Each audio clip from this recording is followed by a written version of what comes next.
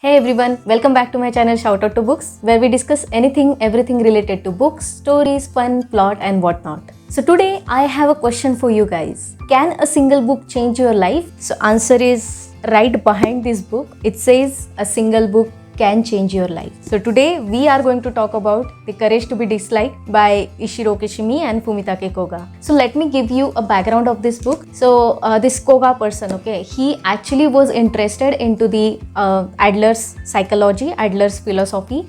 So he reached out to Kishimi to understand it in more detail, and together they came up with this book. Okay. So we are generally so much familiar with the Greek philosophy. We have actually learned so many things from those philosophers. Our understanding is that one's past actually defines that person, like how that person behaves is dependent on the past of that person. That's what our understanding of past is.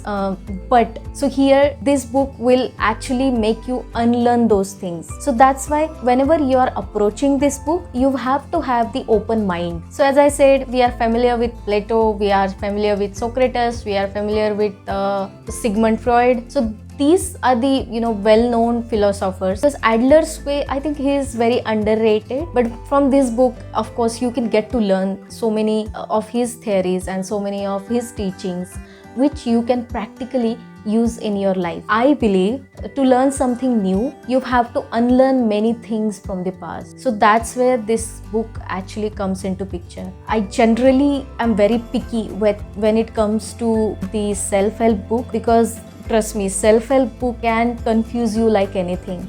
But this book is surely a gem. Okay, it's a masterpiece. The ideas that are presented in this book are surely new. There are chances that you will feel attacked from some of the sentences that are thrown in the book. Those are the controversial topics when it comes to philosophy. Like there is one sentence that says that trauma does not exist. Now, someone like me, I was not able to agree with this sentence in the starting. So that's why this book was quite heavy for me in the starting. Just hold on to it, okay? Be patient with it. Keep on reading and you will actually agree with most of the things here.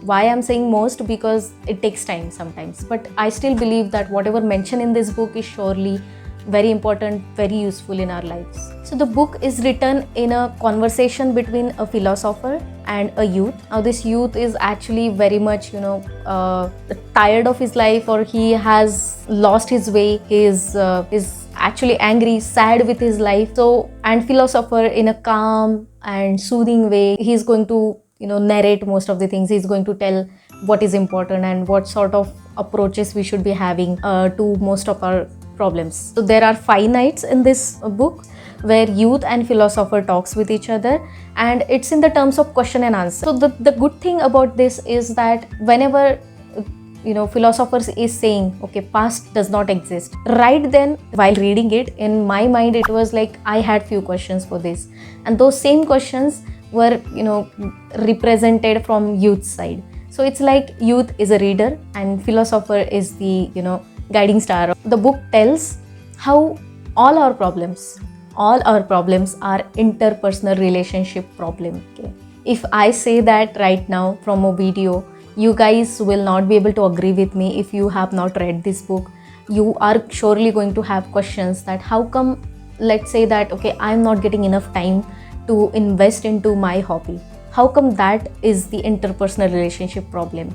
So all your questions will be addressed if you read this book. Okay, all your questions will be answered if you read this book. And I'm not going to cover entire book. It's not a summary, because I genuinely want you guys to go through this book and get the learnings for yourself. This is like you'll be doing yourself a big favor if you're reading this book. As per philosopher, world is simple. Happiness is in the reach of every person on the earth. So that's what the main, that's what the starting of the book says. Further, it reveals how your actions that you're going to perform right now should not be dependent on the past. We generally keep on using these sentences that if I had this, I would have done this. So we are connecting, that excuse to our not actioning onto something. So that's how this excuse should not be there, and how to remove that excuse from our mind.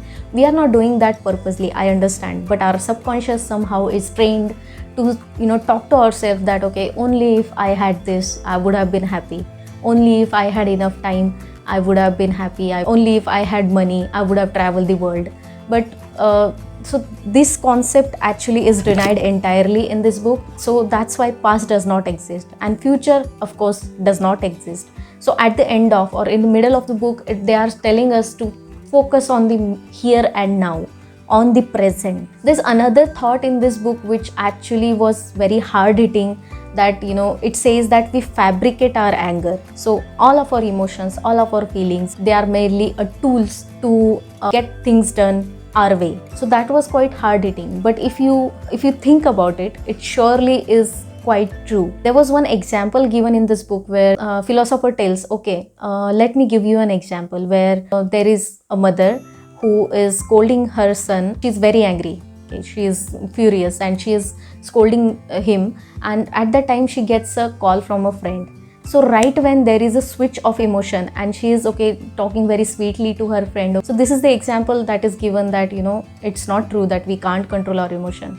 We can control our emotion if we put enough effort into it, if we are thinking this through. So that's how hard-hitting facts are mentioned in this book. There was another one, as we live in a subjective world. So my world and your world or other person's world may not intersect, will not be same. Everybody's world is different.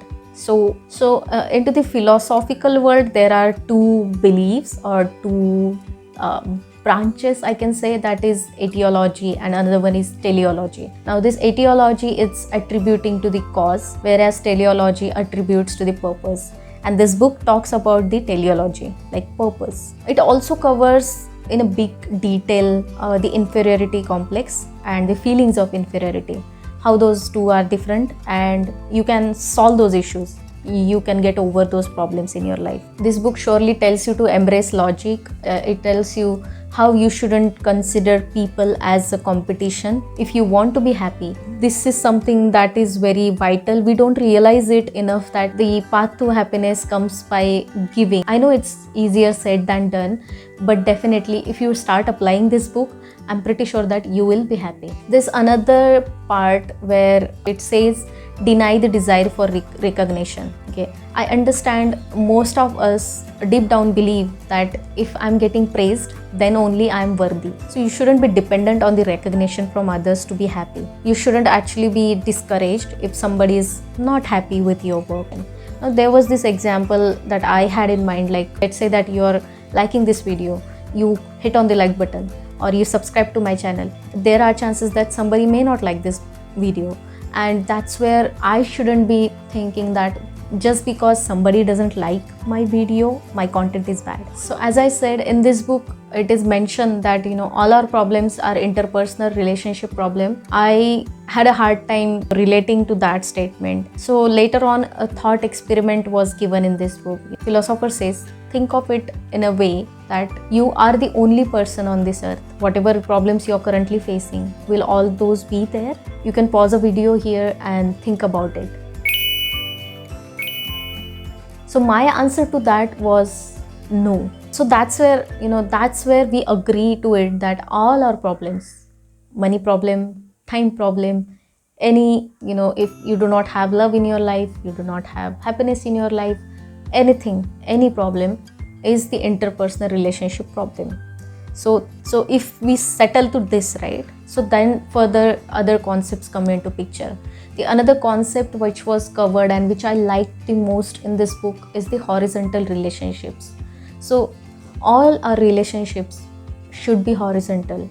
They shouldn't be vertical, and you shouldn't be looking down on somebody. Now you might say that title of the book says that courage to be disliked, but I have not, throughout this video so far, I have not mentioned the courage word at all. So how is it at all related to courage? Let me give you an example. So let's say that you took driving classes. Okay, you even have the license with you, but when it comes to traffic, when it comes to driving in traffic, so that's where you can't actually get onto road, you can't drive. So what do you think the problem is? The problem here, or the issue here, is not of the ability. You are capable of driving, but the problem is of the courage. So that's why the word courage is very important. You shouldn't be bothered about if somebody is not liking you. Why?